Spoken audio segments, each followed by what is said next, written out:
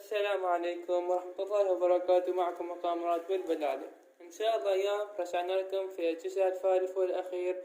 يعني اليوم راح أكمل إن شاء الله القفص. كما تشاهدون هسه لأن عوادة كل العفو يحصي. شوفون شلون متساوية. طبعا هسه راح أثقبهن. أنا قلت لكم أنا شلون تسوون عملية التثقيب. عندي هذا الدرين هسه راح أثقب وحدة. طبعا تطفون على درين قوي.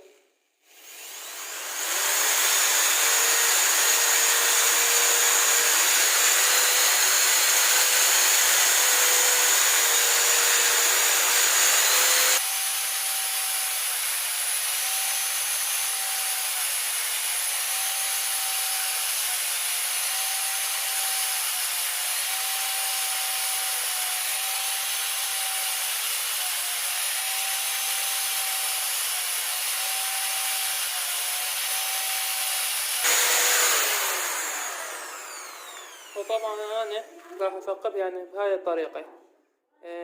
المجموعة الفاسدة متكونة من 6 أقصى. يعني قلت لكم في حلقة السابقة اشتبهت بها خليتهن. طبعا اشتبهت بالمجموعة الثانية والثالثة. انتم شنو تاخذون من المجموعة الثانية عشتين تضيفونها على المجموعة الثالثة وتخططونها من 1 3 5 7. يعني تلقون بين 1 و1 سنتيم. طبعا لأن هاي المجموعة الثالثة متكونة من 6 أقصى. راح أثقبهن إن شاء الله. وهسه راح أثقب أول عصتين وآخر 4 عصات وين تحطونهن وتثقبونهن. أنا أعلمكم هسه عليهن إن شاء الله. راح أثقبهن ونرجع لكم إن شاء الله. ورجعنا لكم بعد أن ثقبنا أول عصتين. هسه ذن أول عصتين راح أعلمكم وين راح تخلونهن بالأرضية. ورجعنا لكم بعد قبل ما تخلون ذن عصتين من لحظة وحدة للسقف بالأرضية. طبعا أنا بارحة هذا سويت قفص يوم فانا الصبح شنو لقيت منه هذا الى ادخل بالعوادة بالأرضية.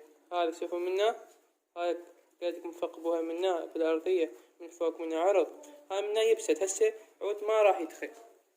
راح نراها في الصعوبة. احنا جبت لكم فكرة حلوة بس نسوي ثقبونهن مرة ثانية. ثقبون منه.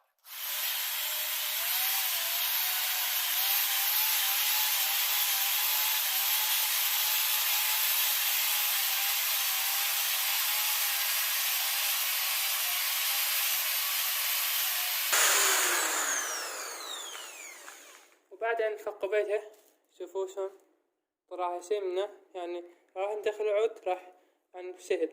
هسه منه هم من جهة ثانية هم راح أثقبها. ورجعنا لكم هسه راح أسوي أرضية. طبعا هاي أرضية طبعا قربت القفص الجهة الثانية ثاني تدخلونهن طبعا منه. طبعا توصلون المسافة منه هنا سكيل هاي 40 سنتيم. يعني ب20 منه 20 و20 منه حتى يصير متساوي. طبعا شوفوا شلون سويته. طبعا ما اخليه فوق اخليه جوا. وهسه طبعا قلتلكم انا تاخذونها من جوا يعني منه تاخذونها هاي الطريقة. هسه طبعا تدخلون العوادة بيها حتى الجلد. وطبعا هسه دخلت هاي العصا ودخلون العصا الثانية تكون منه. شوفوها منه يعني تحسبون 1 2 3 4 5 6 هنا. 1 2 3 4 5 6. هسه قد دخلنا هنا. هسه شنو نسوي؟ راح نرفعهن لفوق. نرفع هاي العصا لفوق وندخلها من أول ثقب.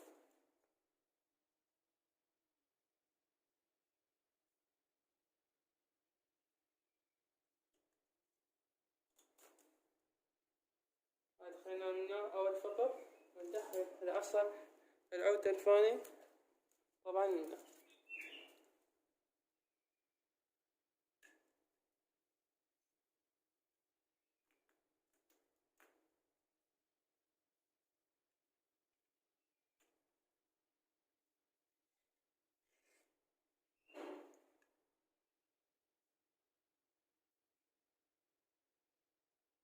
وهسه ندخل من آخر الثقب حتى تزيد.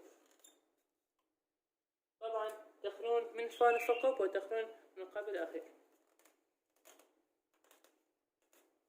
طبعا هسه قد دخلنا أول العصا، راح ندخل هسه العصا الثانية في العود، يعني نوصل العود إلها وهنا ندخل.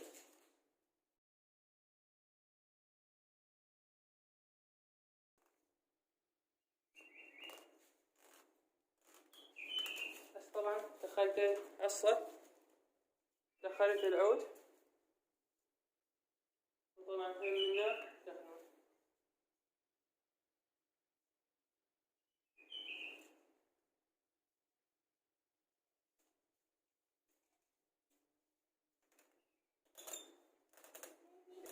وهسه راح ادخلها وين؟ في العصا الرابعة. طبعا هسه لازم تكون العصا.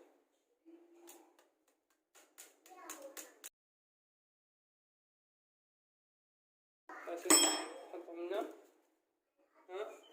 نطق العصا نوصلها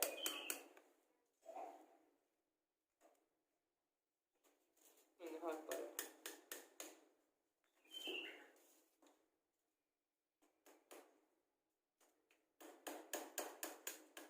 إذا واحد عنده خبرة هاي كلها يعرف هالسوالف. هسه كما تشاهدون دخلناهن في العصا الأولى والثانية والثالثة والرابعة. راح نكمل هاي الطريقة كذا.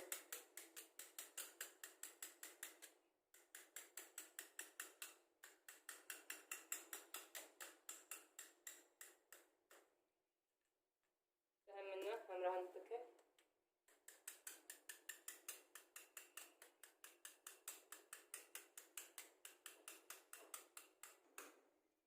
وهسه شوفوا كما تشاهدون دخلنا العود الأول والعود الثالث. هسه راح أكمل طريقة كلها مثل هاي الطريقة، يعني دخلها من الثاني للآخر. راح أكملها يعني تدخلون على العبادة من هنا لما تخلصون العصا.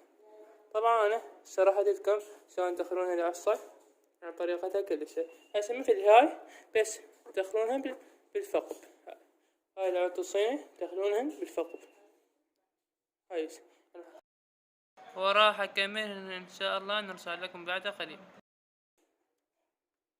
كما تشاهدون هسه قاعد أدخل بالعبادة. وكما تشاهدون أنا هسه قاعد أدخل بالعبادة. طبعا المقطع سرعته حتى ما يصير عليكم الطويل، يعني تدخلون بهذا الشكل يعني واضحات إن شاء الله. يعني تجيبون عود تدخلونه بالثقب يعني العود، وراح أكمل باقي الطريقة بهاي الشكل. يعني ندخل العوادة كلها، يعني إن شاء الله واضح التصوير.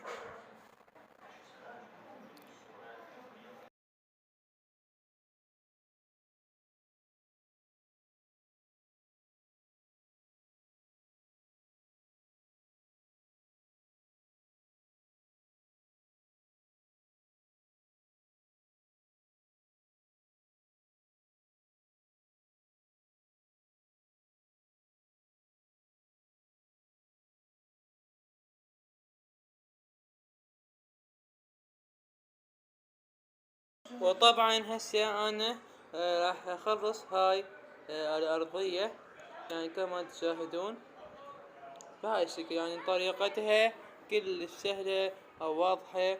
طبعا بقى عليها بس عودين راح ادخلهن. اذا عود ما دخل طقونه قوي هو مباشرة راح يدخل. يعني بهاي الشكل واضح ان شاء الله.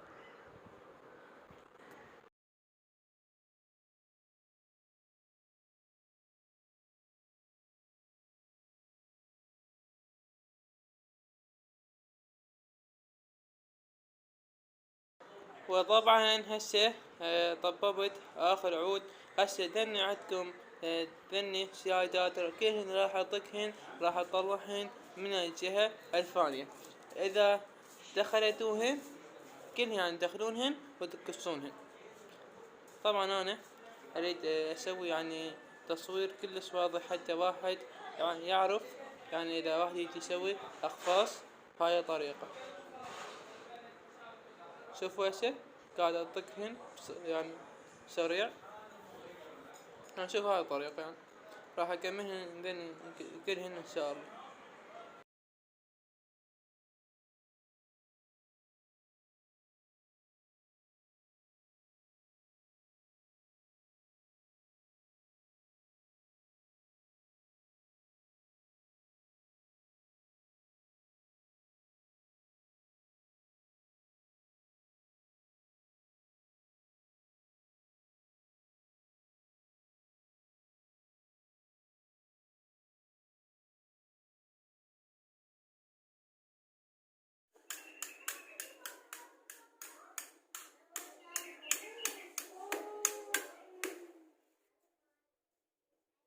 وكما تشاهدون هسه طبعا كهن دخليتهن، شوفوا بهذه الطريقة. هسه راح ارسل لكم. طبعا هسه بعد ان رسلت لكم عندكم هذا الكتر، شوف هذا، وهسه عندكم هذا الكتر كليتكم عليه هسه. طبعا راح اقصقصهم بيه بهذا الشكل، يعني لازم تقصونه من اللحافة، يعني كلش منه حتى ما يبقى معده ورا اي جزء من العود بهذا الشكل. ان شاء الله ان شاء الله التصوير واضح.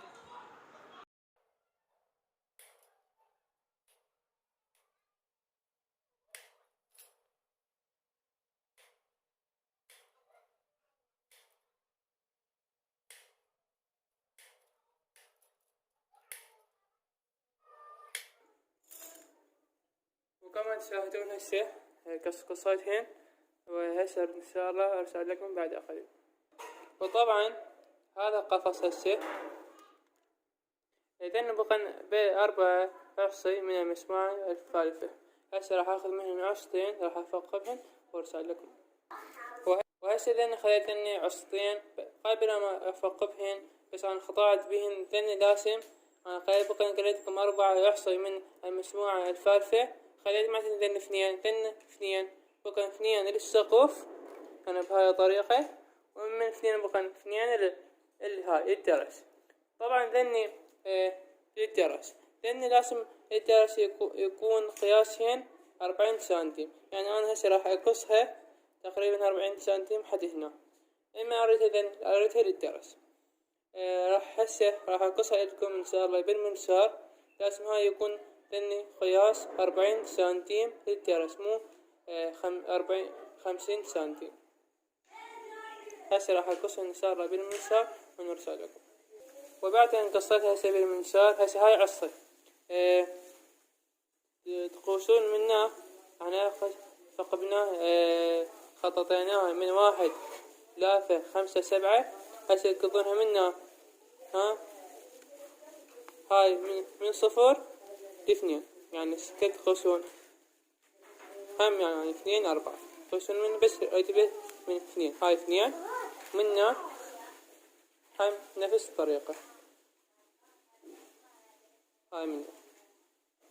هسه او ما افتهمت هاي الخطة شو يسوون؟ تجيبون هاي عصة هاي تخلونها على الدرس. هاي الدرس مالتو، هاي الدرس شنو راح اسوي؟ راح احددها.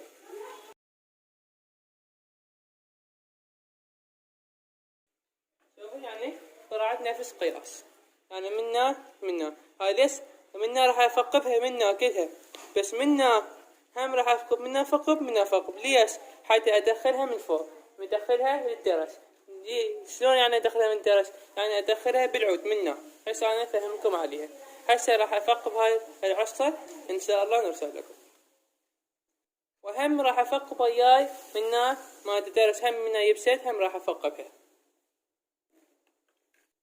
وبعد ان فقبت هاي العصة طبعا هسه راح ادخلها بالدرس، يعني اخليها منا. يعني تحسبولي كم عود؟ 5 1 2 3 4 5. هذا خامس راح نشله 1 2 3 4 5. هاي الفردون هم منا 1 2 3 4 5. يعني نفلت العود.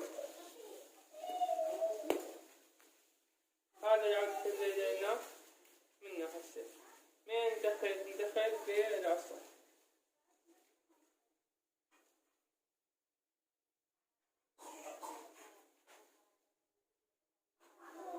كما تشاهدون هسه منه دخلتها. هسه منه صار شوية قوية، لازم تكون يعني.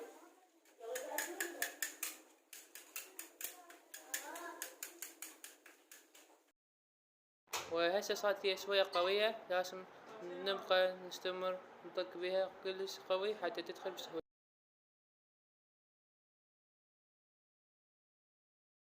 وهسه دخلتها منها، راح ادخلها من الجهة الثانية. وهم تفردون العود من الجهة الثانية يعني بهذا الشكل. وهسه كما علمتكم عليها تكملون بهذه الطريقة. لازم هسه تلقونها صار قوي عود، صار بصعوبة يدخل.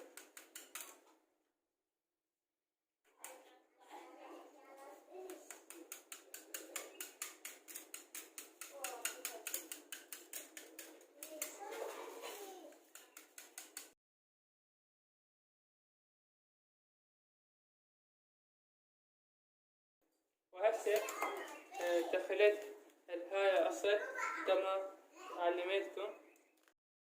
منها شوية هي عالية، لازم شوية تنشلونها. فهسه راح ندخل هاي عباطة، هاي عباطة مساح قصقصيتها راح ادخلها بيها. وطبعا هسه شوية هي منها عالية، هسه راح انصيها. وطبعا هسه طبعا انا صرعت المقطع، وهسه راح ادخل جميع العبادة في الدرس يعني كما تشاهدون. هسه راح ادخلها من اول ثقب وراح ادخل من اخر ثقب. هسه انتم بعد تكملوا المقطع.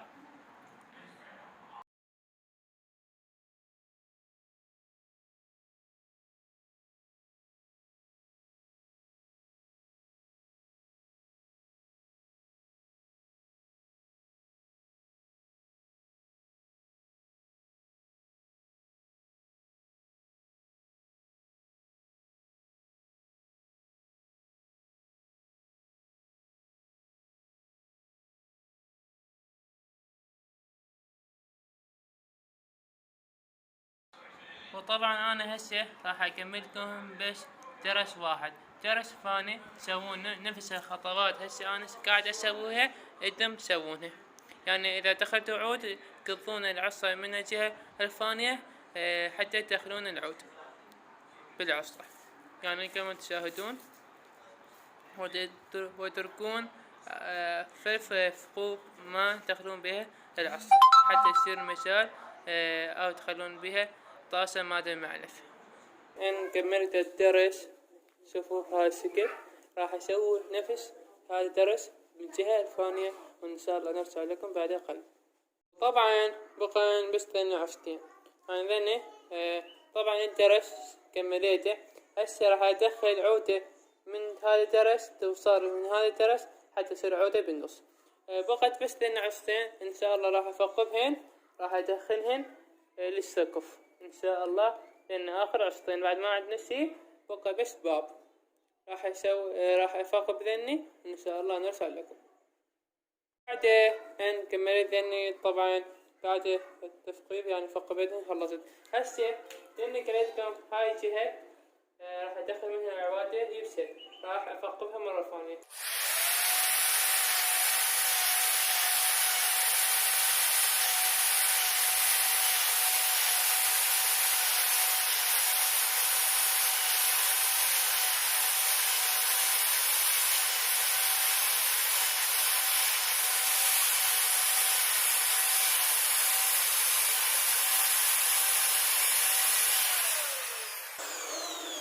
وبعد ان فقبتها راح افقبها هاي هاي الجهة الثانية هم راح افقبها حتى العود قبل راح يدخل بيها.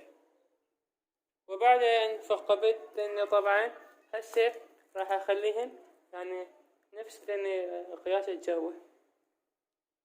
طبعا أخليهن من هنا وأخليهن من هنا هذا الشكل. وطبعا هسه يعني نفس ذني انت خليتهن من جوا خليتهن من فوق يعني نفس قياسات. هسه ان شاء الله راح ادخل عوادة. هسه هم منا من اول الثقب منا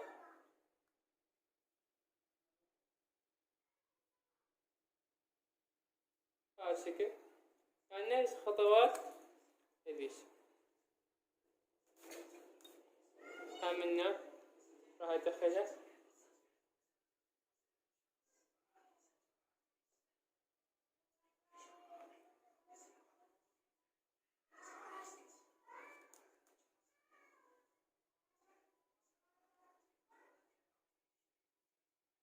هسه راح ادخلها طبعا بهذا العود. وبعد ان دخلتها طبعا هسه هم نفس الطريقة هم تدخلون هسه عود من الاخير حتى تثبت.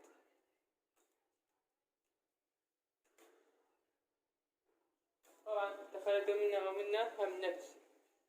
هسه راح ادخلهم كذي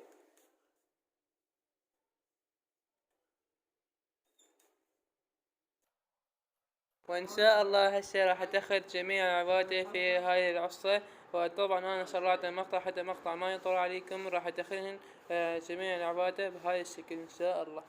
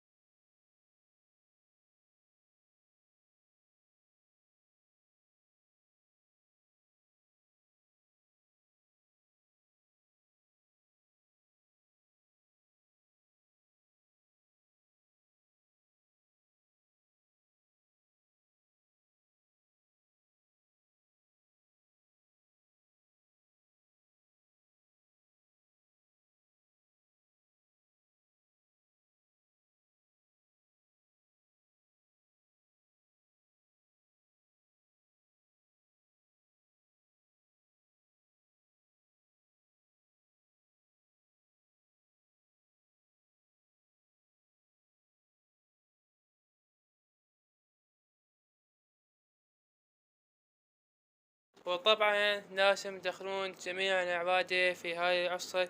طبعا هسه أنا دخلتهن كلهن. هسه راح أدخلهن، يعني هاي هسه عود طويل راح أدخله بالجهة الفلانية، يعني راح أطقهن يعني كلهن هسه كما واضح في التصوير.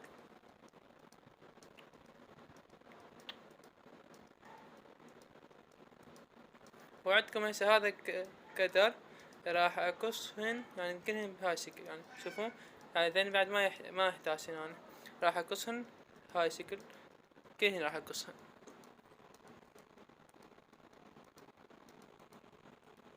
هاي الشكل ان شاء الله نرسل لكم. وطبعا هسه قفص كمل. طبعا ثاني عوادة سايدة كلهن قصيتهن، خليت بس لاني ست عوادة. ليش؟ لاني اريد اني الباب. يعني صارت هاي الحلقة طويلة حتى. بالحلقة القادمة ان شاء الله اسوي لكم طريقة شلون تسوون الباب وشلون تسوون مجافم التي اكون عليها بلبل. ومع الف سلامة وتحياتي.